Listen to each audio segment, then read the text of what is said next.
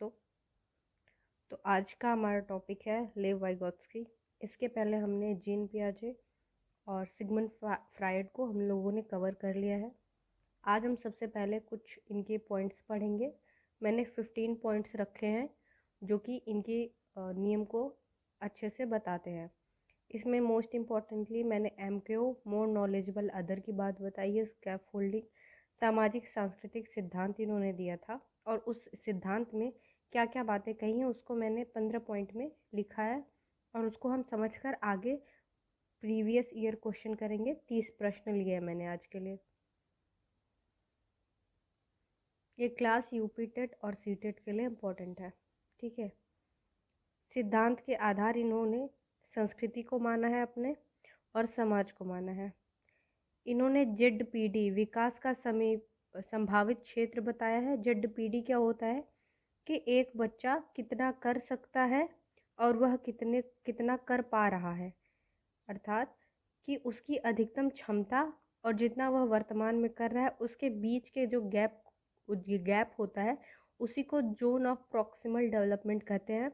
यानी कि अपने अध्यापक या किसी मोर नॉलेजेबल अदर किसी अन्य जानकार व्यक्ति से की सहायता से वह अपने अधिकतम संभावित क्षेत्र को प्राप्त कर ले रहा है, तो वही जो क्षेत्र होता है उसे जेडपीडी कहते हैं। और जो उसे मदद दी जाती है उसे स्कैप फोल्डिंग कही जाती है, उसे अस्थायी मदद को स्कैप फोल्डिंग कहते हैं। अब इसके आगे हम पॉइंट्स में पढ़ते हैं एक एक करके। सिद्धांत का नाम, इनके सिद्धांत को सामाजिक सांस्कृतिक सिद्धांत या सामाजिक रचनावाद सोशल कंस्ट्रक्टिविज्म कहा जाता है। पहला पॉइंट हो गया है समाज की भूमिका। वाइगोत्स्की के अनुसार बच्चे का विकास समाज के साथ अंतःक्रिया सोशल इंटरेक्शन करने से होता है। इनका कहना था कि समाज में बच्चे जैसे जैसे मिलेंगे जुलेंगे उनका उतना ही अच्छा विकास होगा। वह समाज से अंतःक्रिया करके ही सीखते हैं। संस्कृति का महत्व, इन्होंने संस्कृति को बहुत महत्व दिया है। संस्कृति बच्चे के सोचने और व्यवहार करने के तरीकों को दिशा देती है। जो कल्चर होता है किसी भी समाज में, जिस प्रकार की संस्कृति होती है बच्चे वैसे ही व्यवहार करते हैं और उनका सोचने का तरीका भी वही हो जाता है। जेडपीडी समीपस्थ विकास का क्षेत्र, यह वह अंतर है जो बच्चा खुद कर सकता है और जो किसी की मदद से कर सकता है। इसके बीच का गैप होता है, यानी कि बच्चा अगर 10 तक काउंट कर लेता है और भूलता रहता है पर 20 तक कर लेता है, अगर कोई उसे बीच बीच में हिंट दे देता है वो 20 तक काउंट कर लेता है, तो वही उसका एरिया जो है जेडपीडी होता है। स्कैप फोल्डिंग, सीखने के दौरान दी जाने वाली अस्थायी मदद जैसे संकेत हिंट को स्कैप फोल्डिंग कहते हैं। इसे मचान या पाड़ भी कहते हैं। एमकेओ मोर नॉलेजेबल अदर, ये कोई भी व्यक्ति हो सकता है जो हमसे ज़्यादा ज्ञान रखता है उस विषय में, चाहे वो हमारा भाई बहन भी हो सकते हैं, अध्यापक भी हो सकता है या हमारे मित्र भी हो। वह व्यक्ति जिसे बच्चे से अधिक ज्ञान हो, जैसे शिक्षक, माता पिता या दोस्त, कोई भी हो सकता है। भाषा का महत्व, वाइगोत्स्की ने भाषा को संज्ञानात्मक विकास का सबसे महत्वपूर्ण औजार टूल माना है।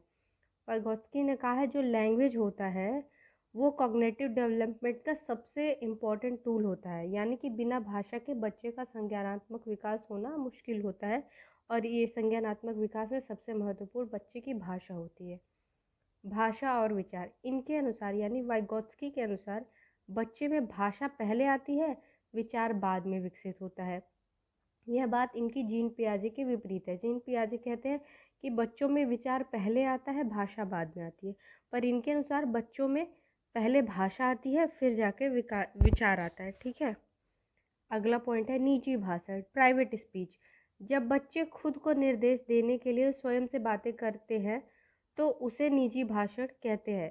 छोटे बच्चे जब अकेले खेल रहे होते हैं अपने खिलौनों के साथ तो कई बार वो अपने आप से ही बातें कर रहे होते हैं, वही प्राइवेट स्पीच इन्होंने बताया है वाइगोत्स्की ने। सीखना और विकास, इनके अनुसार सीखना पहले होता है और विकास बाद में होता है। लर्निंग प्रीसीड्स डेवलपमेंट, कि बच्चा पहले सीखता है तब उसका डेवलपमेंट होता है, ऐसा इनका कहना है वाइगोत्स्की का। सहयोगात्मक अधिगम, कोलैबोरेटिव लर्निंग, यह सिद्धांत समूह में सीखने और एक दूसरे की मदद करने पर बल देता है।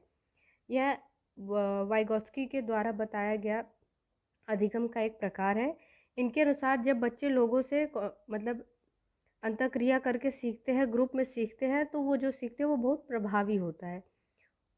इससे क्वेश्चन आता है कि अगर क्लास में मैं कोई टीचर है वो कोलैबोरेटिव लर्निंग करवा रही है तो यह किसका पालन कर रही है, तो वहाँ पे हमें उत्तर देना होता है कि लेव वाइगोत्स्की के सिद्धांत की बात हो रही है वहाँ पे। 12वां पॉइंट है पारस्परिक शिक्षण। रेसिप्रोकल टीचिंग भी पूछा जाए किसने दिया है, तो लेव वाइगोत्स्की ने दिया है। इसमें शिक्षक और छात्र एक दूसरे के साथ संवाद करके सीखते हैं। ये हमारी रेसिप्रोकल टीचिंग ऐसी होती है कि जो टीचर होते हैं और जो स्टूडेंट होते हैं वो एक दूसरे से कन्वर्सेशन लगातार बातें करते हुए या अपने विचारों का आदान प्रदान करते हुए पढ़ाई करते हैं। आंतरिकीकरण इंटरलाइजेशन। बच्चा बाहर के ज्ञान को समाज से सीखकर अपने अंदर आत्मसात करता है। इंटरलाइजेशन या आंतरिकरण को भी इन्होंने बताया था। ज्ञान का निर्माण। वाइगोत्स्की के अनुसार बच्चा ज्ञान को प्राप्त नहीं करता बल्कि समाज के सहयोग से उसका निर्माण करता है। वाइगोत्स्की कहते हैं कि बच्चा समाज में देखकर चीज़ें सीख नहीं जाता बल्कि समाज में वो उपस्थित होता है और समाज के सहयोग से अपने ज्ञान का निर्माण स्वयं करता है। और लास्ट पॉइंट है पियाजे से अंतर। जहाँ पियाजे उम्र और परिपक्वता को महत्व देते हैं वहीं वाइगोत्स्की समाज और संस्कृति को प्राथमिकता देते हैं। ठीक है, ये इम्पोर्टेंट है। पियाजे कहते हैं कि एज और डेवलपमेंट को बहुत महत्व देते हैं अपने सिद्धांत में, और वहीं वाइगोत्स्की जो है अपने सिद्धांत में समाज और संस्कृति को बहुत महत्व देते हैं। अब हम चलते हैं पिछले साल के कुछ प्रश्नों को हल करेंगे। मैंने यहाँ पे 3 प्रश्न लिए हैं और उनके उत्तर आप बताते चलेंगे और हम करते। लेव वाइगोत्स्की के अनुसार संज्ञानात्मक विकास का मूल कारण क्या है? संतुलन, सामाजिक अन्योन्य क्रिया, मानसिक प्रारूपों का समायोजन या उद्दीपक अनुक्रिया युग्मन। सामाजिक शब्द या समाज जहाँ या संस्कृति आ रहा है वही उत्तर सही होगा लेव वाइगोत्स्की के लिए। बी ऑप्शन हमारा करेक्ट है और ये 2017 में पूछा गया प्रश्न है। समीपस्थ विकास का क्षेत्र ZPD संप्रत्यय किसने दिया था? लेव वाइगोत्स्की। ये भी प्रीवियस ईयर का क्वेश्चन है, 2018 यूपी टेट में पूछा गया प्रश्न है। वाइगोत्स्की के अनुसार बच्चे साथी समूहों के सक्रिय सदस्य कब बनते हैं? साथी समूह वाइगोत्स्की के अनुसार पूछा गया है तो इनके अनुसार किशोरावस्था में होता है। ऑप्शन हमारा सी सही है। ये यूपी टेट सी टेट दोनों के लिए इम्पोर्टेंट है। बच्चों के सीखने में निम्नलिखित में से किस कारक की महत्वपूर्ण भूमिका पर वाइगोत्स्की ने जोर दिया है या देते हैं? आनुवंशिक, नैतिक, शारीरिक या सामाजिक। जहाँ पे समाज या संस्कृति है वाइगोत्स्की के लिए वही उत्तर सबसे सही है। डी ऑप्शन हम करेक्ट लेंगे इधर। यूपी टेट 2016 का प्रश्न है ये। जब वयस्क बच्चे के निष्पादन के वर्तमान स्तर को सहयोग द्वारा विस्तारित करते हैं तो इसे क्या कहते हैं, यानी सहयोग को क्या कहते हैं? स्कैफोल्डिंग या पाड़ कहते हैं। 2019 में पूछा गया प्रश्न है। वाइगोत्स्की के अनुसार भाषिक विकास मानव चिंतन के स्वभाव को बदल देता है क्योंकि भाषा और चिंतन स्वतंत्र है नहीं। भाषा सांस्कृतिक उपकरण है, ये तो सही है। भाषाई विकास में समाज की भूमिका नहीं, ये गलत है, ये भी गलत है। हमारा बी ऑप्शन करेक्ट होता है यहाँ पे। 21-22 दोनों साल पूछा गया प्रश्न है ये। वाइगोत्स्की के अनुसार निजी भाषा प्राइवेट स्पीच क्या है? बच्चों का आत्म केंद्रित होना, स्पष्ट करना कि बच्चे अपने कार्यों को निर्देशित करने के लिए भाषा का उपयोग करते हैं, ये सही लग रहा है। यह दिखाना कि बच्चे खुद से प्यार करते हैं, नहीं। बच्चों का पागलपन नहीं, ये बी ऑप्शन सबसे सही लग रहा है और यही सही है। यूपी टेट 2018 का में पूछा गया प्रश्न है। वाइगोत्स्की के अनुसार अधिगम क्या है? एक व्यक्तिगत गतिविधि, एक निष्क्रिय गतिविधि, एक अनुबंधित गतिविधि, एक सामाजिक गतिविधि। तो डी ऑप्शन, जहाँ सामाजिक और सांस्कृतिक कुछ शब्द दिखे तो वो लेव वाइगोत्स्की के लिए बिल्कुल सही होता है। यूपी टेट 2017 में पूछा गया प्रश्न है। 9वां प्रश्न है पाड़ या ढांचा स्कैफोल्डिंग का अर्थ क्या है? अधिगम में वयस्कों द्वारा अस्थायी सहायता, पूर्व अधिगम की पुनरावृत्ति, बच्चों को डांटना, गलतियों का पता लगाना।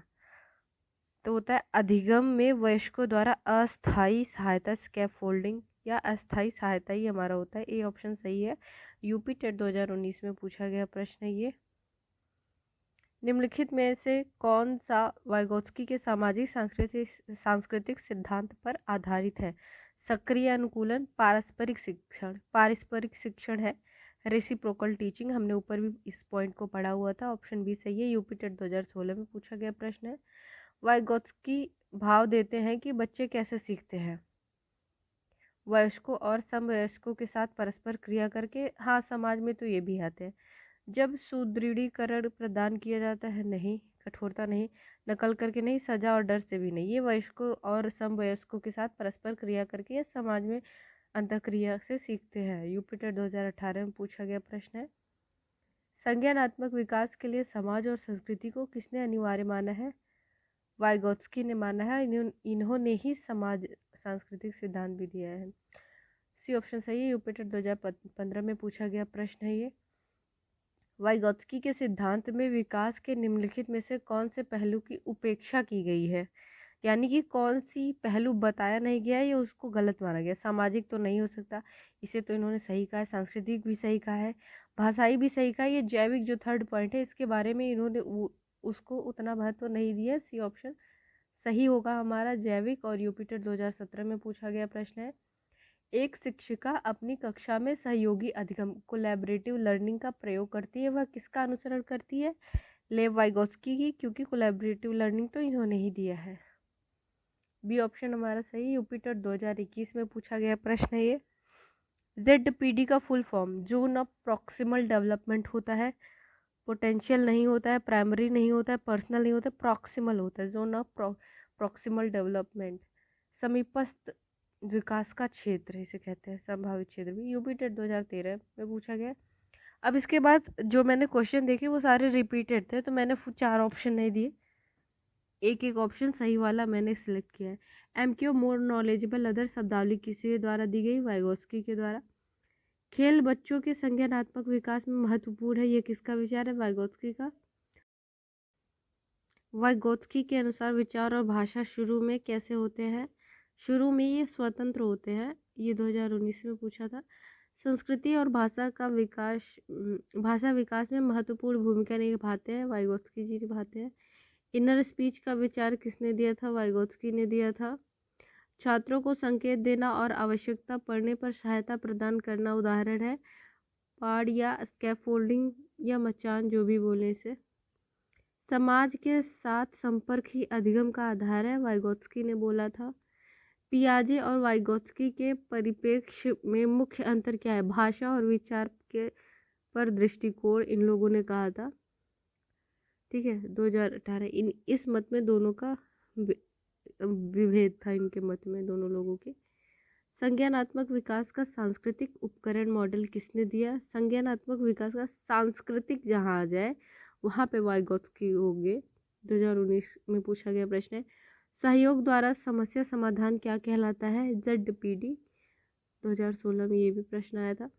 बच्चे स्वयं से बातें क्यों करते हैं? अपने व्यवहार को निर्देशित करने के लिए। 2021 में आया है प्रश्न है। किस मनोवैज्ञानिक ने अधिगम को एक सामाजिक प्रक्रिया माना है? वाइगोत्स्की ने माना है। वाइगोत्स्की के अनुसार संज्ञानात्मक विकास किसके द्वारा निर्देशित होता है? सामाजिक संवाद द्वारा और सांस्कृतिक द्वारा। एक बच्चा कहता है आज सूरज उदास है, यह पियाजे का जीववाद है, लेकिन वाइगोत्स्की इसे क्या कहेंगे? इसे निजी भाषा कहेंगे, क्योंकि बच्चा स्वयं से कह रहा है ना। शिक्षा में वाइगोत्स्की का सबसे बड़ा योगदान क्या है? सामाजिक अंतःक्रिया का सिद्धांत, 2022 में पूछा गया था। अगर आपको थोड़ा, और अभी ये वीडियो यहीं तक है, और अगर आपको थोड़ा भी यूज़फुल लगा हो तो do like, subscribe, share and comment, और थैंक यू।